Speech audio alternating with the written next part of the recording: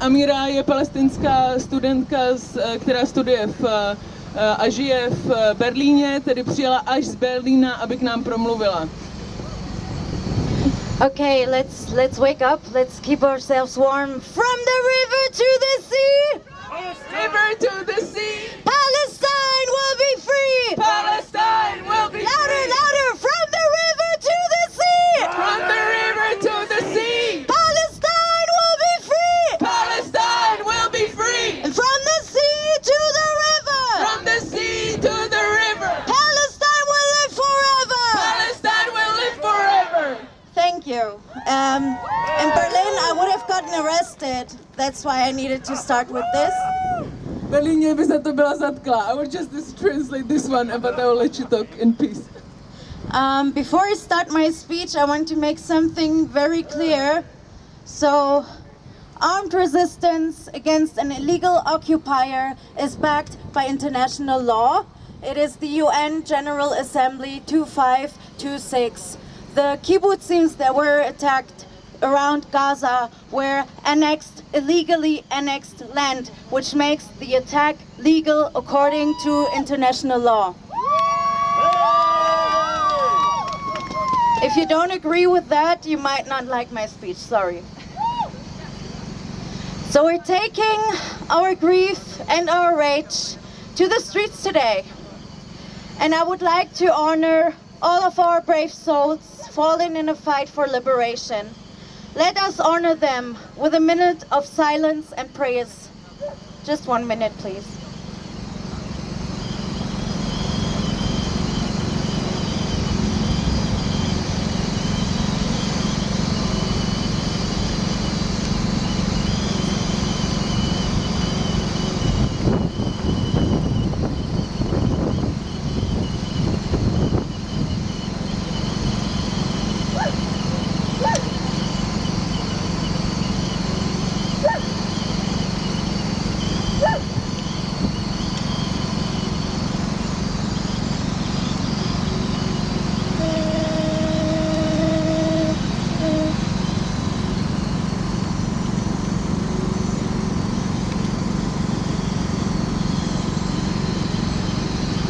Thank you.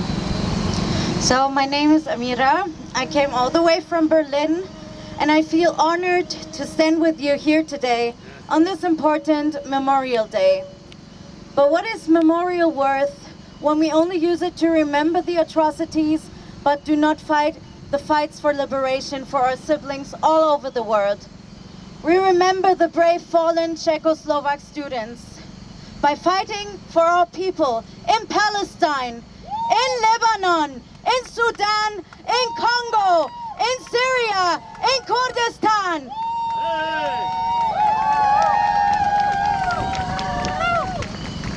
In Palestine, in the north of the Gaza Strip, the occupation forces of the Zionist entity are carrying out an extermination campaign. They applied an evacuation order on over 400,000 Palestinians while relentlessly bombing the shit out of this small area. And this is what they always do. Apply evacuation orders and make it impossible to leave. But is it even worth leaving when designated safe zones always turn out to be death traps? Like the heavy strikes we've seen last Thursday on the so-called designated safe zone of Mamwezi refugee camp. The north of the Gaza Strip is besieged by air and by ground, and the occupation forces are carrying out a ground invasion and have been ordered to kill every single person, man, woman, child. They are targeted with drones, bombs, missiles, and snipers and tanks. Men and children were seen stripped naked, blindfolded, and handcuffed to gather them in concentration camps. And this is the cold-bloodedness that is defended and funded by my home, Germany, by the German government with our tax money. The country I live in funds the slaughter of my people and criminalizes any attempt to speak up against it. So That's on the latest news from Gaza and some insight on our living reality as Palestinian activists in Germany. And these words were addressed to all the bystanders and bypassers, because I don't have to tell you, fellow protesters, what is happening. You already know that, and that's why you're standing here, right? But I'm telling you, I'm so tired. I'm so tired of telling people what happens, while at the end they will still not move, they will still not care, and they will still not do anything about these crimes against humanity. We've been doing this for more than a year now. Do you even hear us? I'd rather save my breath to address some empowering words to you, my comrades.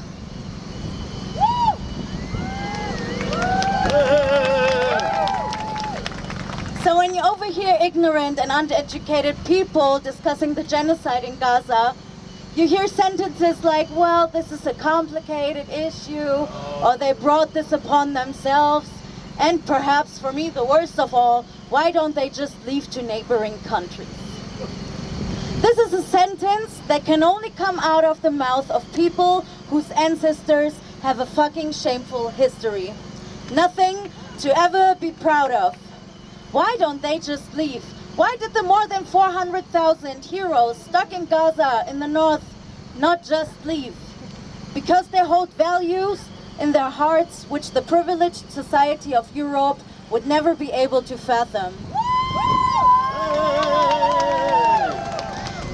It is glory and it is honor and it is holding on to your birthright. It is sumud, which means steadfastness. They are nothing like you, passively accepting your fates. The Palestinians in Jabalia refugee camp, they saw through the lies of the Zionist entity when it told them to move south. So they rather chose to stay in Jabalia and build tents on top of the rubble of their destroyed homes. And meanwhile, in Germany, they surround us with their army of spineless little bitches in riot gear trying to intimidate us.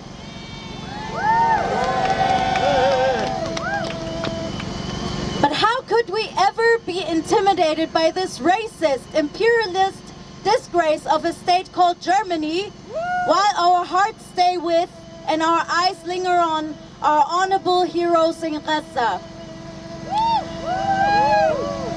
More than 400,000 Palestinians stayed in the north of Gaza because there's no safe place for them in Gaza. But there's also no safe place for the terrorist Zionist military. The Palestinian resistance is alive, and no matter who they murdered or they are going to murder, you can't kill determination.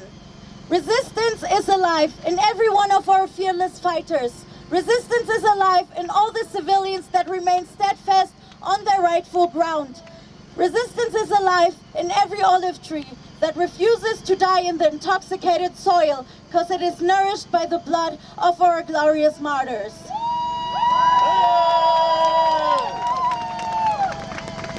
Resistance cannot be dismantled because it remains alive, and it is fueled by every injustice that we experience, by the loving memory of every single martyr that has been taken away from us.